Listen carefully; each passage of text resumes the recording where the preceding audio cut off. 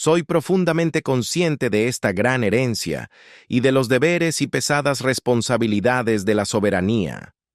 Estas palabras, pronunciadas con solemnidad, cayeron como un trueno a través de los antiguos pasillos del Palacio de Buckingham. Pero lo que siguió después no estaba en ningún guión ceremonial.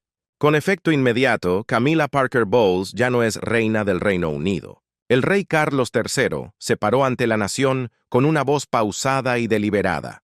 Cada sílaba que salía de su boca cortaba siglos de protocolo real, como una cuchilla afilada atravesando la seda más fina. La cámara real se congeló. No se escuchaba ni una respiración, ni un susurro. Solo se sentía el peso aplastante de la historia siendo reescrita en tiempo real. La mandíbula del príncipe Guillermo se tensó de una manera casi imperceptible para las cámaras, pero evidente para quienes observaban de cerca. A su lado, los dedos de Catalina buscaron la mano de su esposo bajo la mesa, con los nudillos blancos por la tensión. En ese intercambio silencioso de miradas, ambos sabían que todo había cambiado para siempre. Pero, ¿qué podría llevar a un rey, que esperó 70 años por su corona, a emitir un decreto tan devastador? ¿Qué revelación oscura, qué traición imperdonable, o qué acto atroz había destrozado a la familia real desde adentro? La respuesta yace enterrada bajo capas de intriga palaciega, registros médicos secretos y una sola llamada telefónica que lo expuso todo. Antes de sumergirnos en el escándalo que está sacudiendo a la Commonwealth hasta sus cimientos, permítanme preguntarles algo muy personal.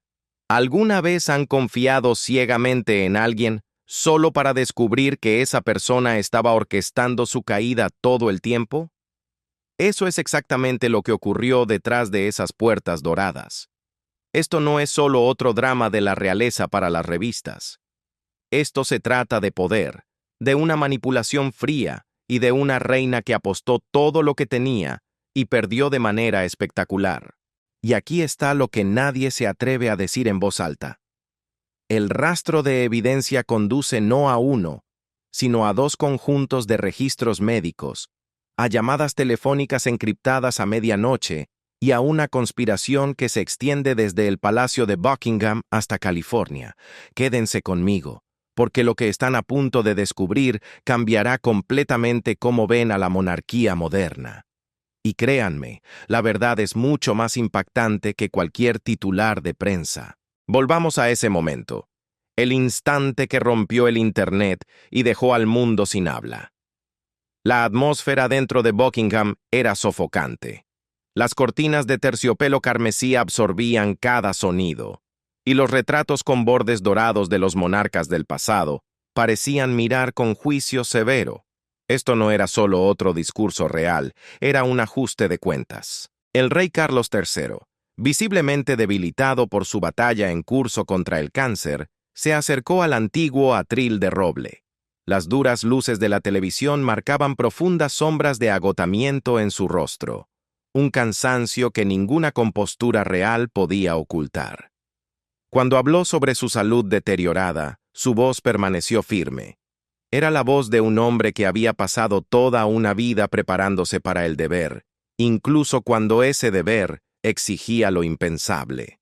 Entonces llegó la primera bomba. Abdicó al trono. Las cámaras giraron frenéticamente. Los periodistas se inclinaron hacia adelante, con sus teléfonos vibrando sin cesar con alertas enviadas a millones. La abdicación en la monarquía británica es una palabra que por sí sola carga con el peso de la crisis. Recuerda a lo que Eduardo Peyton hizo por amor. Marca el fin de una era, pero Carlos no había terminado. Ni de lejos. Su mirada cambió, endureciéndose mientras se posaba sobre la reina Camila. Ella estaba allí, radiante en verde esmeralda, la imagen misma de la compostura regia. Una mujer que había sobrevivido a décadas de escrutinio público y finalmente había reclamado su corona. Ella esperaba que este fuera el momento de Guillermo, un paso ceremonial de poder donde su papel sería el de la madrastra digna apoyando la transición. Lo que no esperaba era lo que vino a continuación, la acusación directa. La reina Camila queda por la presente despojada de todos sus títulos y privilegios reales. La habitación pareció inclinarse sobre su eje. Incluso Guillermo, un hombre entrenado desde su nacimiento para controlar cada expresión facial, no pudo ocultar su sorpresa.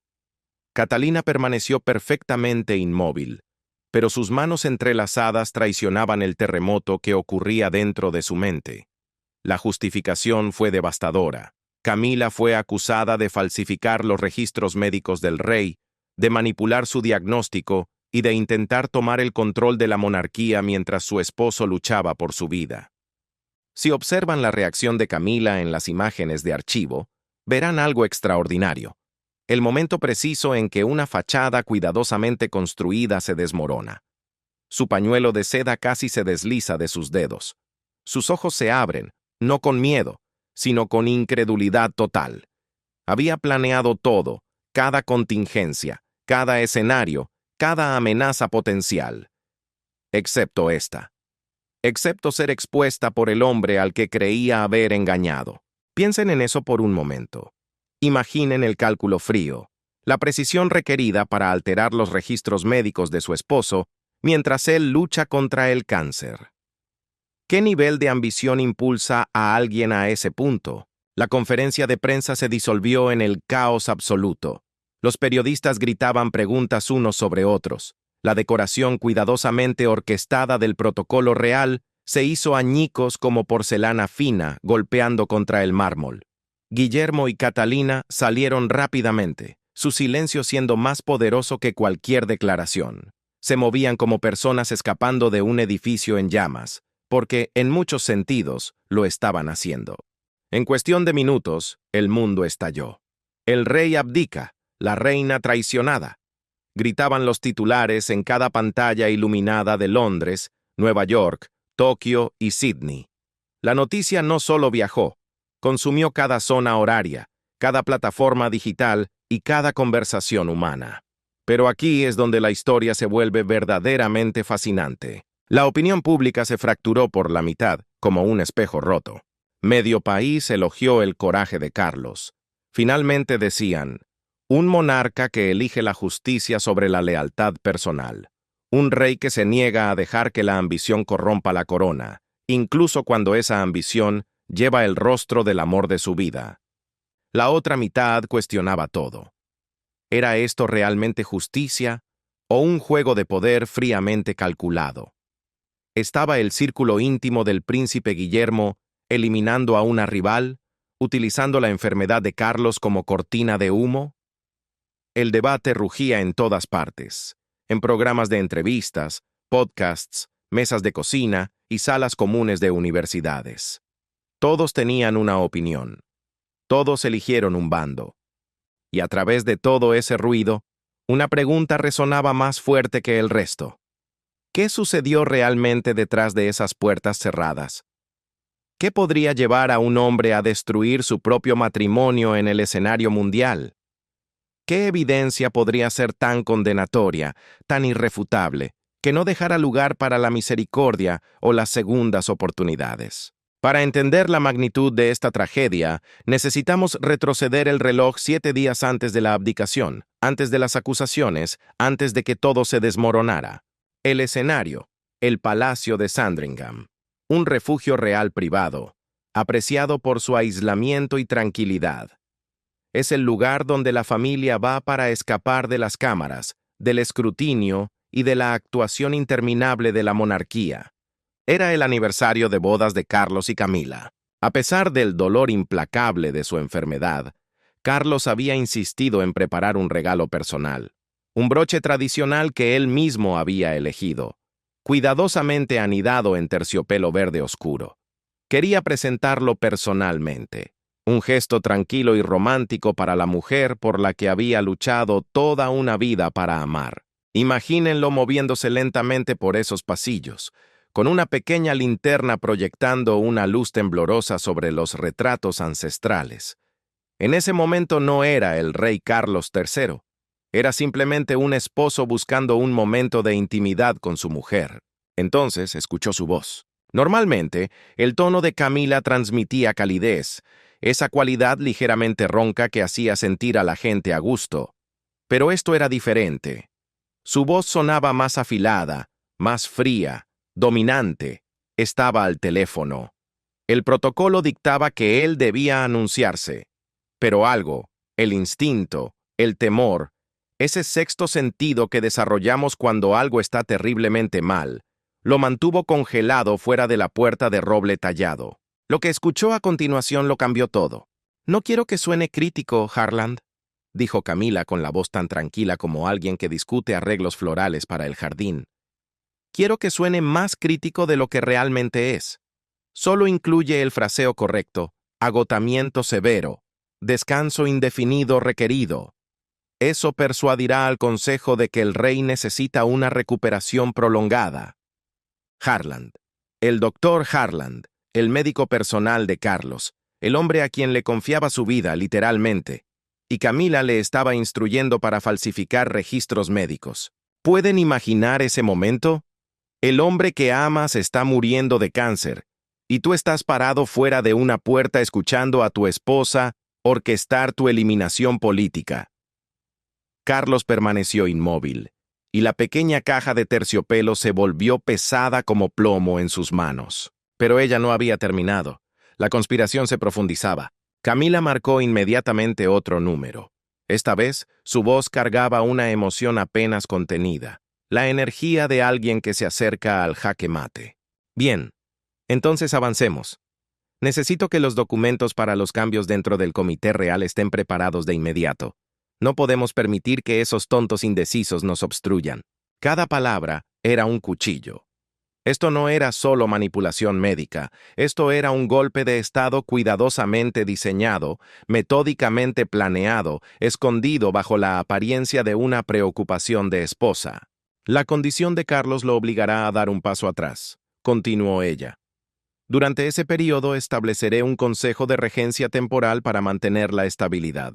Traducción. Mientras Carlos luchaba contra el cáncer en un aislamiento forzado, Camila gobernaría la monarquía desde las sombras. El regalo de aniversario se deslizó de los dedos de Carlos. La caja de terciopelo aterrizó sin hacer ruido sobre la alfombra persa, pero para él resonó como un cristal estallando en 1000 pedazos. Piensen en lo que eso representa. Años de devoción, décadas de luchar por la aceptación, toda una vida eligiendo a esta mujer sobre el deber, sobre el protocolo, sobre la aprobación de su propia madre. Todo eso reducido a un simple accesorio en el juego de poder de otra persona. Carlos dio un paso atrás sin emitir sonido y regresó a sus aposentos, completamente solo. La caja de terciopelo verde permaneció donde cayó, un símbolo mudo de una sinceridad traicionada. Pero aquí está lo que nadie sabía en ese momento oscuro. El rey Carlos III no estaba roto, estaba despertando. A partir de ese momento, Carlos se retiró de la vida pública por completo. Oficialmente, citó un estricto descanso médico. La prensa informó sobre el empeoramiento de su condición. La especulación se arremolinaba sobre su capacidad para continuar reinando. Pero detrás de la fachada de la enfermedad y el aislamiento, Carlos estaba librando una guerra. Entendió que cada movimiento era vigilado, no por enemigos distantes, sino por aquellos más cercanos a él, quienes probablemente informaban a Camila. Carlos se movió con una precisión quirúrgica, recurriendo a instintos afilados durante sus años de servicio en la Marina Real y a lecciones absorbidas tras décadas de observar a la reina Isabel II gobernar con una eficacia silenciosa pero devastadora. Su primer movimiento no fue público, sino privado. Se dirigió a la biblioteca personal del Palacio de Buckingham, una cámara serena donde generaciones de historia real yacen archivadas y selladas. Allí, bajo el amparo de las sombras, accedió a registros médicos confidenciales. Lo que encontró fue explosivo. Sobre la mesa de caoba reposaban 2 informes médicos separados.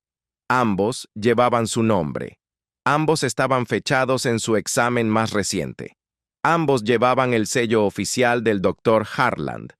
Pero sus contenidos no podrían haber sido más diferentes, como el día y la noche. El primer informe, el original, obtenido discretamente a través de una enfermera leal, describía la condición de Carlos como estable.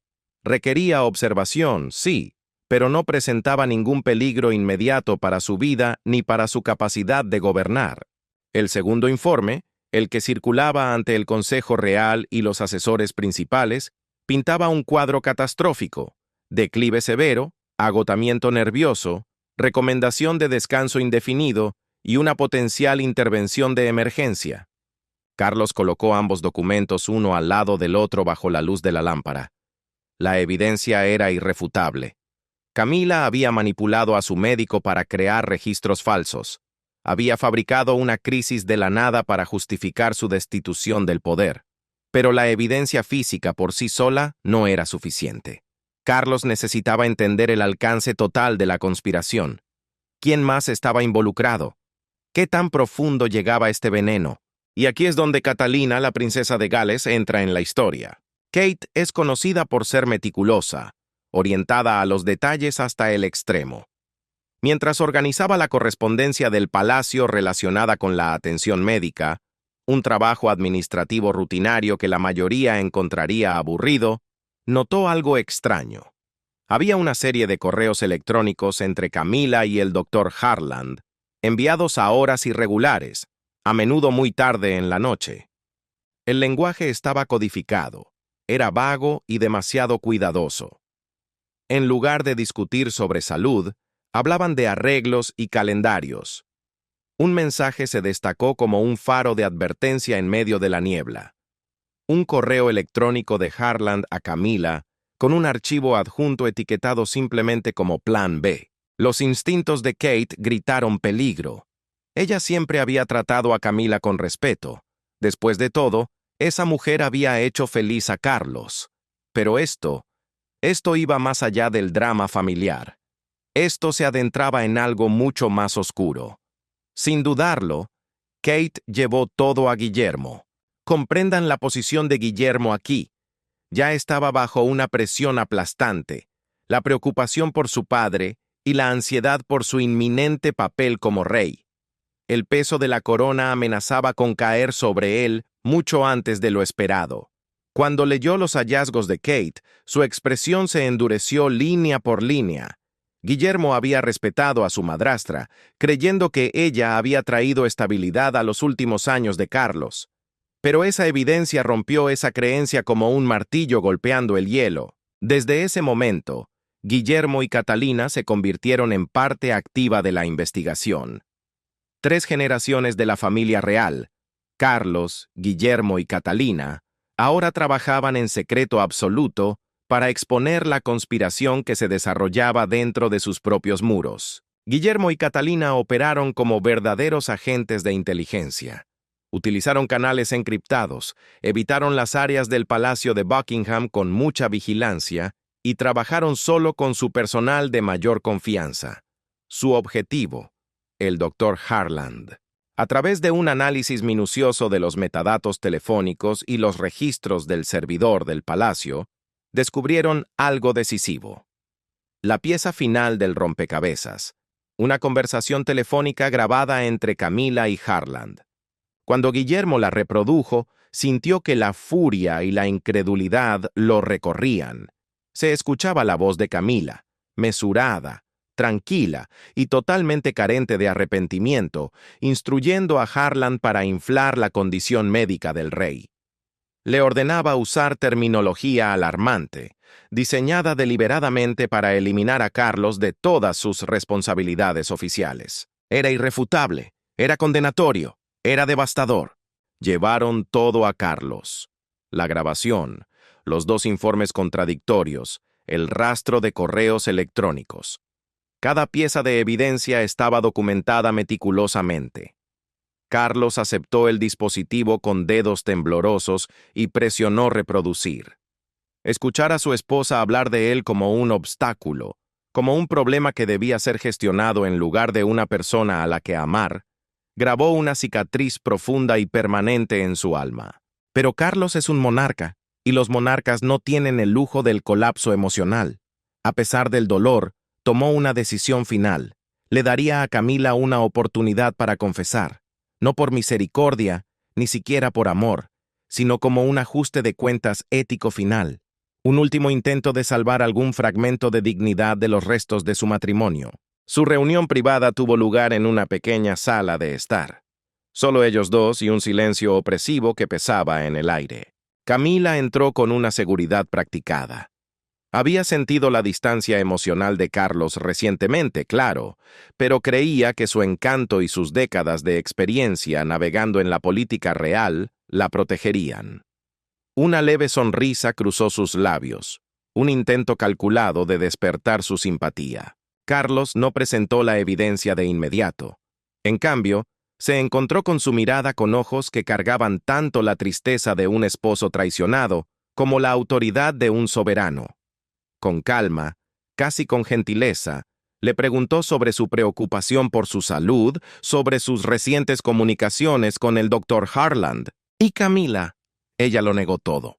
Con un suspiro suave y una tristeza cuidadosamente ensayada, ella desestimó todo como un simple malentendido. Sus acciones, afirmó con voz temblorosa, nacían únicamente del miedo por el bienestar de su esposo.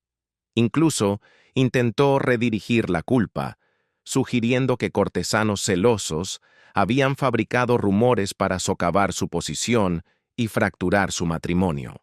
Pero sus audaces negaciones y su total ausencia de remordimiento apagaron la última brasa de esperanza dentro de Carlos. En ese instante, él comprendió con absoluta claridad. Aquí no había arrepentimiento, solo estrategia. Cuando Camila se marchó, todavía envuelta en su postura de esposa herida, Carlos supo que su curso estaba fijado. Su angustia personal no podía superar su responsabilidad como rey. No dejaría a Guillermo una monarquía corroída por el engaño y la conspiración. Sin demora, Carlos convocó a su secretario privado. Su decisión fue absoluta. Abdicaría formalmente, transfiriendo la corona al príncipe Guillermo de inmediato. Pero más que eso, el esquema de Camila y toda la evidencia de apoyo se presentarían en su totalidad ante el Consejo Real.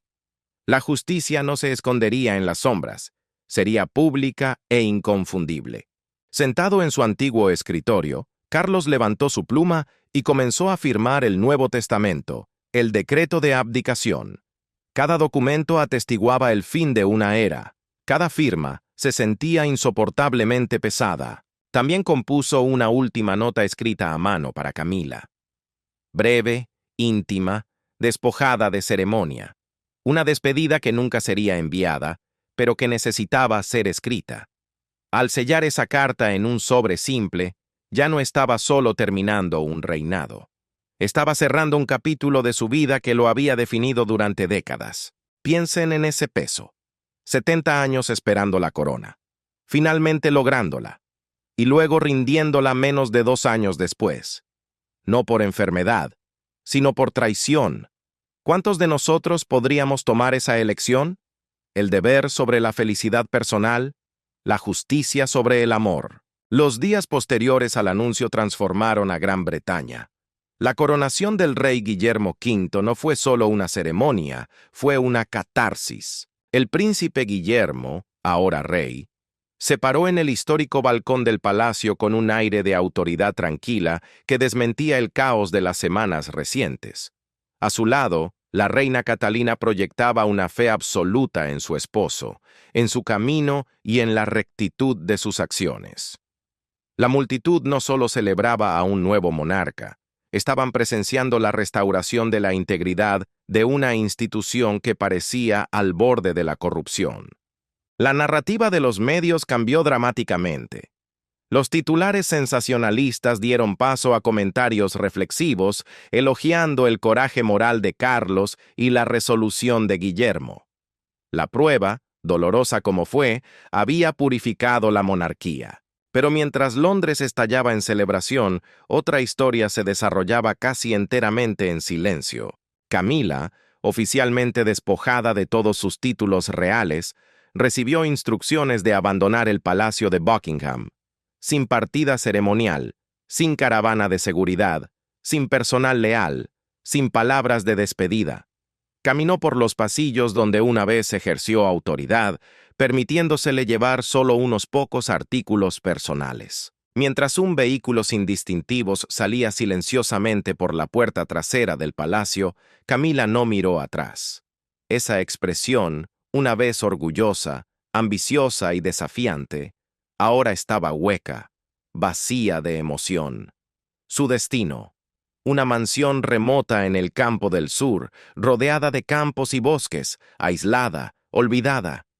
Fue una sentencia de soledad, silenciosa, duradera y más pesada que cualquier castigo visible. Mientras tanto, el rey Carlos, el antiguo rey Carlos, se preparó para alejarse de la vida pública por completo. Se retiró a una finca privada, dedicándose a su recuperación y a la tranquilidad que se le había negado toda su vida.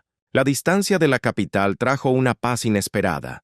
Aunque había entregado tanto la corona como a su compañera, había recuperado algo mucho más vital: la claridad de su conciencia. En la soledad, Carlos comenzó a escribir. Más allá de los documentos formales, elaboró una memoria profundamente personal, un registro del capítulo final de su reinado. Sus páginas trazaban todo: el descubrimiento de la traición, la investigación secreta con Guillermo y Kaite, el día en que pronunció su juicio ante el Consejo Real. En los pasajes finales, reflexionó sobre el destino y la elección, sobre la angustia de responsabilizar a alguien que amas y sobre la extraña libertad encontrada al colocar el deber por encima de la emoción. Un pasaje en particular se destaca. Carlos escribió sobre la carta sellada a Camila, la que nunca envió. Descansaba en su escritorio, un remanente silencioso de una relación definida, tanto por la devoción como por el conflicto. Sabía que ninguna palabra podía expresar completamente la profundidad de su desilusión o la finalidad de su separación. En las líneas finales de su memoria, con su caligrafía firme y fuerte, escribió: «El amor puede cegar, oscureciendo el juicio durante años. La justicia nunca lo hace. Exige claridad, absoluta e implacable, incluso cuando esa claridad destruye la felicidad personal». Pero aquí está lo que la mayoría de la gente se perdió en medio del caos. El esquema de Camila no era la única conspiración que amenazaba a la familia real. Esta historia tiene tentáculos que se extienden mucho más allá de Londres, llegando hasta las colinas soleadas de California. Mientras Carlos luchaba contra la traición de Camila en casa, Catalina estaba librando otra guerra completamente distinta.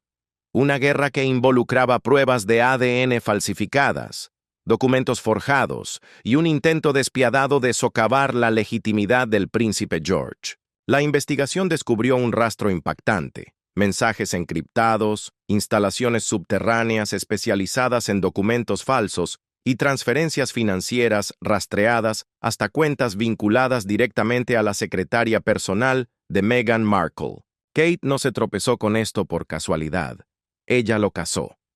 Lo persiguió con la misma precisión meticulosa que había aplicado para descubrir los correos electrónicos de Camila. La prueba de ADN falsa, diseñada para sembrar dudas sobre quiénes eran los verdaderos padres de George, fue rastreada hasta una instalación en las afueras de Londres. Cuando se confrontó al director de la instalación con la evidencia de las transferencias y los correos electrónicos, el hombre se derrumbó. «Recibí órdenes de un intermediario», testificó con la voz temblorosa. «Me dieron muestras de diseño detalladas y el dinero se transfirió a través de 3 capas de cuentas bancarias». Kate presentó toda la evidencia en una reunión a puerta cerrada en el Palacio de Buckingham.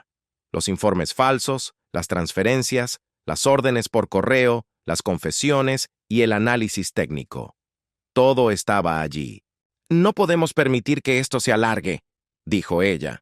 Su voz resonaba con una autoridad que silenció la habitación por completo. La conferencia de prensa pública que siguió fue devastadora.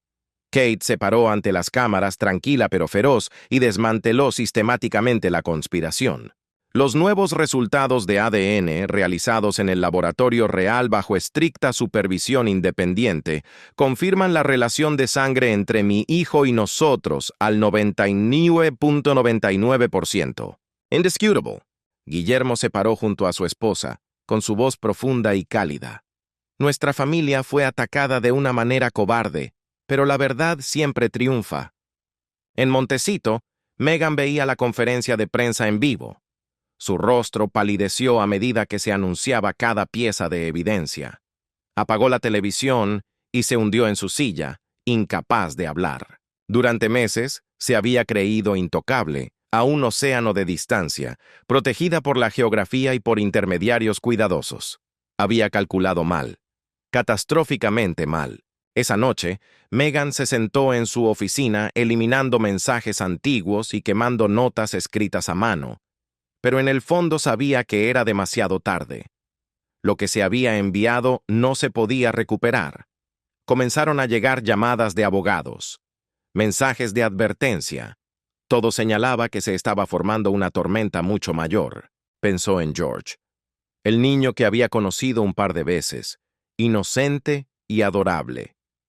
Un remordimiento fugaz pasó por su mente, pero fue rápidamente ahogado por la preocupación por su propio futuro. Harry entró en la habitación, preocupado, preguntando qué pasaba. Megan solo pudo negar con la cabeza. La conspiración que había orquestado desde lejos se había derrumbado por completo, y las consecuencias apenas comenzaban. De vuelta en Windsor, la paz regresó gradualmente. Kate se sentó junto a George en la guardería, leyéndole como de costumbre. El niño reía felizmente. No más preguntas confundidas. No más miedo. Mamá siempre te protegerá, susurró ella. Y en el corazón de Kate sabía que la batalla no había terminado, pero había ganado el punto de inflexión decisivo. La ceremonia de coronación del rey Guillermo V se desarrolló con una gravedad rara. La multitud sentía que no solo estaban celebrando a un nuevo monarca, estaban dando la bienvenida a una era renovada, definida por la honestidad, la responsabilidad y la confianza restaurada. La monarquía había sido probada, atacada desde adentro por la ambición y desde afuera por la conspiración, y había sobrevivido, purificada, fortalecida, lista para lo que viniera después. Carlos, observando todo desde su finca privada, sintió una compleja mezcla de emociones. Orgullo por Guillermo, fe en Catalina, alivio de que la corona pasara a manos en las que confiaba absolutamente. Y sí, dolor por lo que había perdido. Mientras Carlos cerraba el manuscrito de sus memorias, una campana solemne sonó a lo lejos. La resonancia profunda de las campanas del palacio anunciando otra ceremonia formal. Era el sonido de la continuidad, de la renovación. Una nueva monarquía había echado raíces, una donde las ambiciones ocultas habían sido desterradas, donde la verdad importaba más que el poder, y donde la integridad definía la corona. Carlos había tomado una decisión imposible. Había puesto el deber por encima de los sentimientos personales. Había expuesto la traición incluso cuando eso destruyó su propia felicidad. Algunos lo llamaron coraje, otros lo llamaron cálculo frío. Pero pregúntense esto, ¿qué hubieran hecho ustedes si descubrieran que su pareja, la persona por la que lucharon, por la que se sacrificaron y esperaron décadas para casarse, los estaba traicionando sistemáticamente mientras luchaban por su vida? ¿Qué elección harían? ¿Protegerían la institución o protegerían la relación? Carlos eligió la corona. No porque amara el poder, sino porque entendió que algunas traiciones son demasiado fundamentales para pasarlas por alto. Y al hacerlo, le dio a su hijo y a su país un borrón y cuenta nueva. La historia de la abdicación del rey Carlos y la caída de la reina Camila será estudiada por generaciones. Es un recordatorio de que, incluso en el siglo XXI, incluso en una era de Instagram y Twitter, la monarquía todavía opera bajo reglas antiguas. Reglas donde la traición conlleva consecuencias, donde el deber supera a la emoción y donde la justicia permanece absoluta. 3 mujeres estuvieron en el corazón de esta crisis histórica. Camila, quien apostó todo por el poder absoluto y terminó perdiéndolo todo. Megan, quien conspiró desde la oscuridad y la distancia, y ahora enfrenta su ineludible ajuste de cuentas. Y Catalina, La princesa que luchó con una ferocidad silenciosa para proteger a su familia, y ganó. 3 hombres fueron puestos a prueba bajo el fuego. Carlos, quien eligió la integridad y el honor sobre el amor de su vida. Guillermo, quien aceptó una corona pesada que nunca esperó recibir tan pronto. Y el pequeño George, un niño inocente atrapado en el fuego cruzado de la ambición adulta. Pero aquí está la pregunta con la que los dejaré hoy, y quiero que la piensen detenidamente. ¿Fue la decisión del rey Carlos de abdicar y exponer la verdad el acto noble de un monarca que pone el deber por encima de sus sentimientos personales? ¿O fue un acto personal de venganza contra la imperdonable traición de su esposa? ¿Justicia o venganza? ¿Deber o corazón roto? ¿Coraje o crueldad? La respuesta probablemente dependa de dónde se sitúen ustedes, de si creen que los monarcas deben ser juzgados con estándares más altos que las personas comunes, o de si piensan que el amor jamás debería ser una excusa para la traición. ¿Qué piensan ustedes? Dejen sus pensamientos en los comentarios aquí abajo. ¿Hizo bien Carlos al exponer a Camila públicamente ante el mundo? ¿Debería haber manejado este escándalo en privado, detrás de puertas cerradas? ¿Podría haberse salvado su matrimonio de alguna manera? ¿Y qué hay de la conspiración de Meghan? ¿Hasta dónde debería llegar la responsabilidad legal? Si encontraron esta historia tan apasionante e impactante como yo, revienten ese botón de me gusta, compartan este video con alguien que ame el drama real y suscríbanse. Porque confíen en mí, esta historia aún no ha terminado. Las repercusiones todavía se están desarrollando, las consecuencias legales están pendientes y la monarquía está entrando en un territorio desconocido. Gracias por ver y recuerden, en el juego de coronas, la verdad es la única arma que importa. Arma que importa. Arma que importa. Arma que importa. Arma que importa.